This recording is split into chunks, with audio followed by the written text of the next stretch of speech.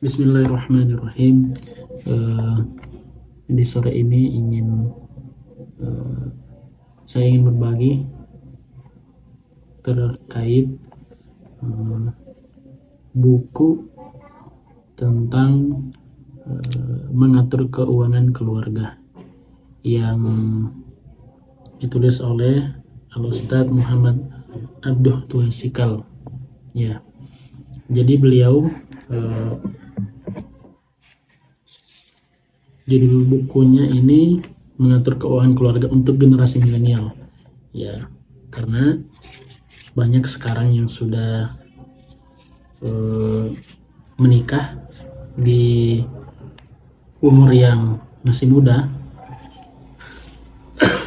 tetapi masih banyak yang belum mengetahui bagaimana mengatur keuangan bagi keluarganya gitu, seperti itu.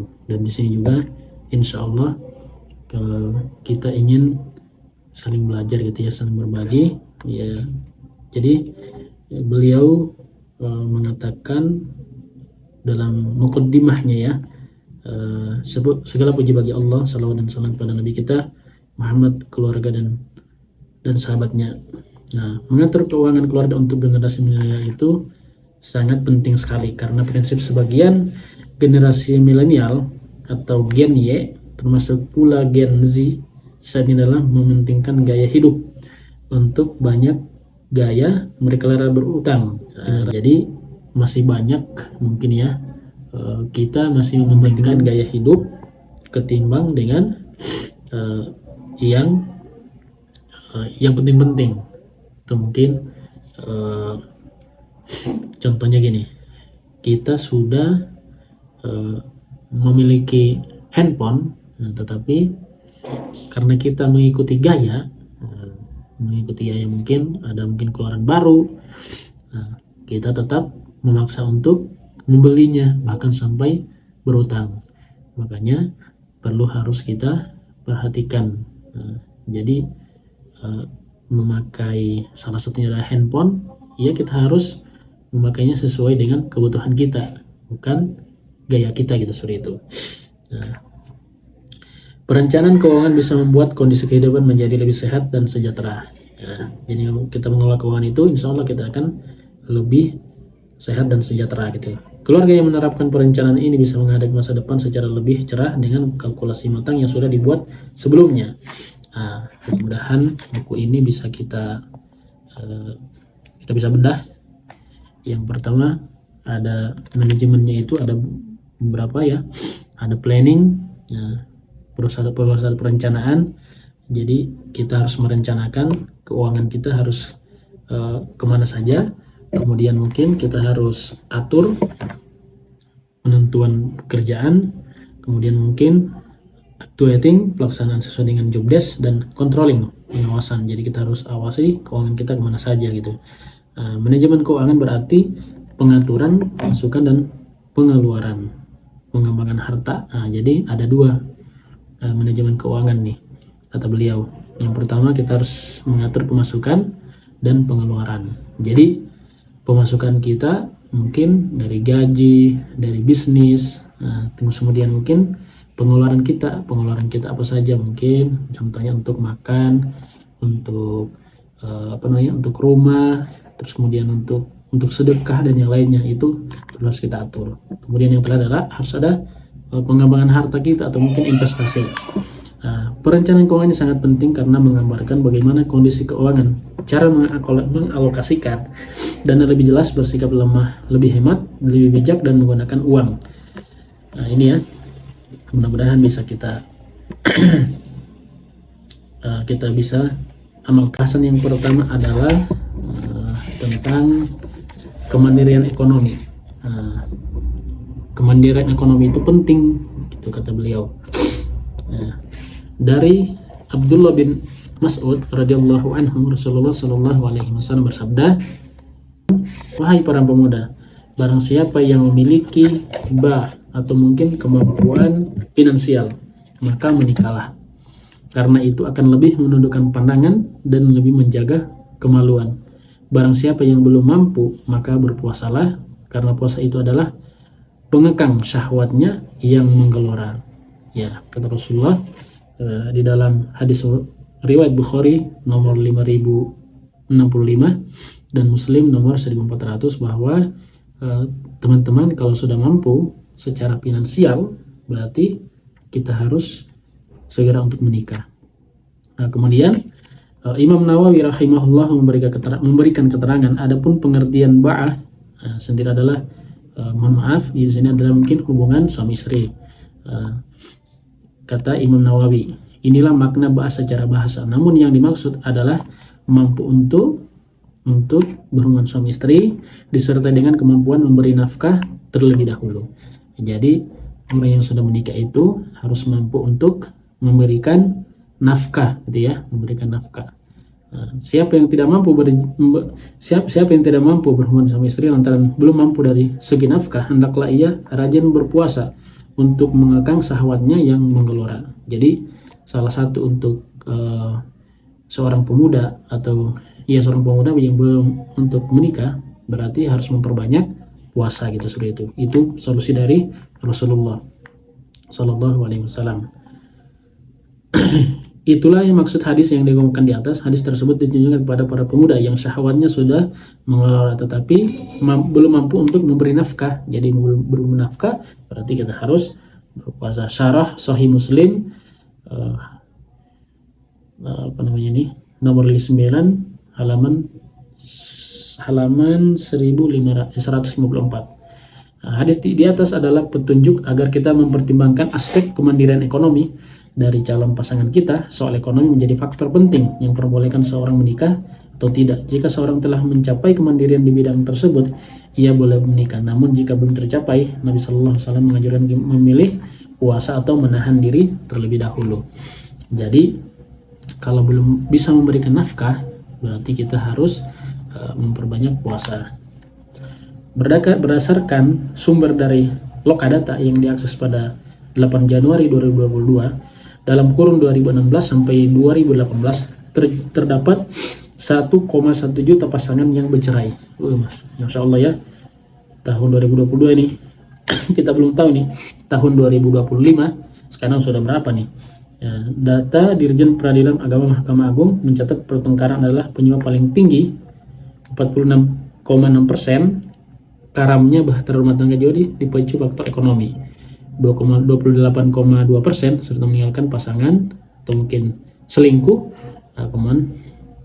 Kemudian 18,2%. 18,2% itu meninggalkan pasangan gitu ya. Nah, itu jadi penyebab tertinggi di dalam rumah tangga itu karena faktor ekonomi. Makanya kita semuanya, teman-teman semuanya yang ingin untuk mempersiapkan pernikahannya perlu harus mempersiapkan secara ekonominya gitu ya, kemandirian ekonominya. Karena bukan hanya kita mengandalkan saja secara fisik kita, tetapi kita harus juga mempersiapkan untuk kita memberikan nafkah untuk istri kita atau mungkin istri kita gitu. Perceraian paling sering terjadi di Jawa Timur dan Kalimantan Timur. Pada 2018 faktor ekonomi menjadi penyebab perceraian tertinggi di Jawa Timur. Jadi faktor tertinggi terjadinya perceraian adalah karena faktor ekonomi. Perceraian karena faktor ekonomi bukan semata-mata disebabkan karena suami tidak mampu memenuhi kebutuhan rumah tangga. Menurut psikologis klinis dewasa Arundina Puspita Dewi MPSSI, penghasilan istri yang lebih besar seringkali membuat suami merasa inferior sehingga menimbulkan ketidaknyamanan. Suaminya itu merasa minder gitu seperti itu ya. Padahal di dalam Islam itu kita harus saling ta'awun gitu, atau mungkin saling tolong menolong. Bahkan apalagi kalau sudah bersuami istri, tetapi suami juga harus mempunyai tanggung jawab yang kuat gitu ya ketika sudah menikah gitu, seperti itu. Perceraian akibat faktor ekonomi bukan hanya terjadi di Indonesia. Menurut penelitian yang dipublikasikan American Sociological Review, suami tidak bekerja meningkat peluang perceraian sekitar 30% dibandingkan dengan memiliki karir lebih stabil. Ini di sini ada beberapa data-data di sini. Ada beberapa data-data nih. Ada beberapa data-data ya. Teman-teman bisa lihat di sini nih ada perceraian dan pernikahan. Kemudian provinsi-provinsinya nih. Jadi memang sangat-sangat banyak perceraian dan alasannya gitu seperti itu. Jadi lebih banyak bercerai nih. Misalnya di sini ada perceraian karena KDRT, pertengkaran, kemudian ada mabuk, judi. Kemudian di sini ada faktor ekonomi. Faktor ekonomi yang paling besar nih, yang paling mendominasi. Jadi benar-benar kita harus mempersiapkan teman-teman ketika kita harus untuk memutuskan untuk menikah. Orang tua begitu bawel mengenai soal pekerjaan calon pasangan anaknya. Ada yang tidak mau jadi calon menantunya bukan pegawai negeri sipil atau PNS yang notabene sudah punya jaminan pemasukan. Semua itu merupakan jangkar pengaman agar mereka bisa melepas anak yang mereka sayangi dengan hati senang. Akhirnya mereka tidak khawatir anaknya akan terlantar atau mengalami kehidupan yang melarat. Jadi memang ketika mungkin suaminya sudah mungkin PNS gitu seperti itu dan punya pekerjaan tetap, yaitu seorang mungkin orang tua yang punya anak perempuan itu pasti akan memiliki rasa yang tenang gitu ya ketika untuk melepas anaknya untuk dinikahi oleh calon suaminya gitu seperti itu. Jadi memang benar-benar harus kita persiapkan secara ekonomi. Namun persoalannya adalah memang sulit jika harus menunggu orang yang benar-benar sudah mapan secara ekonomi. Pencapaian mapan tersebut butuh proses panjang. Sekarang ini malah semakin marak pernikahan usai muda. Banyak mahasiswa yang memutuskan menikah bahkan sebelum lulus studinya. Mereka menikah sambil kuliah. Salah satu alasannya adalah untuk menghindari godaan nafsu di masa muda. Ada yang kemudian membuka usaha kecil-kecilan untuk menghadapi keluarga. Bahkan saat ini mudah dengan membuka usaha online. Karena itu muncul pandangan bahwa soal kemandirian ekonomi sebagai syarat dalam pernikahan tidak harus berupa kerjaan tetap, tetapi di sebuah lembaga atau instansi.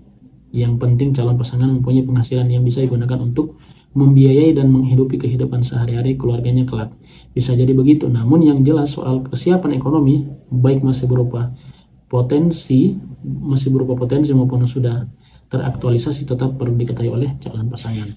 Gitu ya teman-teman semuanya. Pembahasan kita hari ini terkait kemandirian ekonomi harus kita persiapkan, baik kita berbisnis atau mungkin kita bekerja gitu seperti itu ya. Kita mungkin bekerja, tetapi harus kita siapkan gitu semuanya. Tidak bisa kita mengandalkan hanya karena kita benar-benar betul. Kita tetap harus mengandalkan Allah gitu ya setiap kehidupan kita, tetapi kita juga harus mempersiapkan persiapan yang matang ketika untuk harus menikah gitu seperti itu. Ya mudah-mudahan mungkin teman-teman semuanya yang ingin melanjutkan ke jenjang pernikahan bisa benar-benar kita mempersiapkan secara matang. Mudah-mudahan Allah memudahkan kita dalam memutuskan untuk menikah, karena pernikahan itu butuh proses, butuh keimanan yang kuat, karena ketika mungkin suaminya tidak mempunyai penghasilan, berarti di sana seorang istri bagaimana harus bersabar. Tetapi bersabar itu tidak hanya diam gitu ya, tapi harus berusaha untuk mencari rezeki-rezeki dari Allah yang Allah sudah siapkan gitu seperti itu. Jadi ketika kita mungkin dalam keadaan susah, bukan kita berpangku tangan atau bukan kita diam, tetapi kita harus mempersiapkannya atau mungkin mencari rezeki-rezeki Allah yang Allah telah siapkan kepada kita. Mudah-mudahan teman-teman semuanya yang ingin memutuskan ke jenjang pernikahan, mudah-mudahan dilancarkan oleh Allah Subhanahu wa taala. Dan jangan lupa tetap lagi harus kita persiapkan keimanan kita, kemudian mungkin ilmu kita, selain mungkin tadi Kementerian Ekonomi, tetapi keimanan dan ilmu kita perlu harus kita siapkan. Itu ya teman-teman semuanya. Nanti kita akan lanjut ke pembahasan yang kedua, ya, terkait mencari nafkah dan raih pahala. Itu ya teman-teman semuanya. Mohon maaf masih banyak kekurangannya. Itu saya mungkin bisa saya sampaikan. Sampai ketemu kita pembahasan yang ke judul yang kedua ya. Mudah-mudahan Allah mudahkan. Ini bukunya, salah satu bukunya, mengatur keuangan keluarga, itu seperti itu. Itu mungkin ya bisa kami sampaikan. Assalamualaikum warahmatullahi wabarakatuh.